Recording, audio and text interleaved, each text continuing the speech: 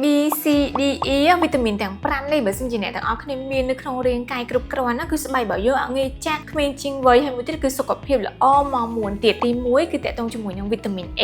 វីតាមីន A គឺវាមានតួនាទីសំខាន់មែនទែនក្នុងការជួសជុលកោសិកាស្បែករបស់យើងឲ្យដុះឡើងវិញហើយនឹងពន្យាភាពចាស់ហើយទី2គឺជាប្រភេទវីតាមីន B វីតាមីន B គឺមានតួនាទីយ៉ាងសំខាន់មកគឺជួយរក្សាស្បែករបស់យើងនឹងពីការរលាកជួយធ្វើឲ្យស្បែករបស់យើងនឹងរឹងមាំហើយមួយទៀតគឺពន្យាភាពចាស់ដូចគ្នាទី3គឺជាវីតាមីន C វីតាមីន C យើងដឹងហើយថាវាមាននៅក្នុងពពួកផ្លែឈើអីដែលជូរអែមនឹងឯងយើងអាចញ៉ាំជាប្រភេទផ្លែឈើទាំងអស់នឹងបានដែលវីតាមីន C គឺជួយទៅដល់ប្រព័ន្ធភាពស៊ាំនៃរាងកាយរបស់យើងជួយទៅដល់ប្រព័ន្ធភាពស៊ាំនៃស្បែកឲ្យរឹងមាំហើយមួយទៀតការពារពីបាក់តេរីផ្សេងពីបរិស្ថានខាងក្រៅហើយធ្វើឲ្យស្បែករបស់យើងភ្លឺថ្លាចេញពីខាងក្នុងហើយពន្យាភាពចាស់ដូចគ្នាហើយទី4គឺប្រភេទវីតាមីន D អញ្ចឹងវីតាមីន D វាមានមុខងារយ៉ាងសំខាន់ហ្មងដែលជួយធ្វើឲ្យកោសិការបស់យើងឬក៏ពង្រឹងកោសិការបស់យើងនឹងគឺឲ្យលូតលាស់បានល្អហើយមួយទៀតគឺពន្យាភាពចាស់ដូចគ្នាហើយចុងក្រោយគឺវីតាមីន E វីតាមីន E គឺសំខាន់មែនទែនដែលជួយធ្វើឲ្យស្បែករបស់យើងក្មេងជាងវ័យធ្វើឲ្យស្បែករបស់យើងនឹងគឺមានសំណើមមើលទៅភ្លឺអាឡូងចេញពីខាងក្នុងហ្មងហើយមួយទៀតគឺពន្យាភាពចាស់អត់ងាយជ្រួញទេស្បែករបស់យើងគឺនៅ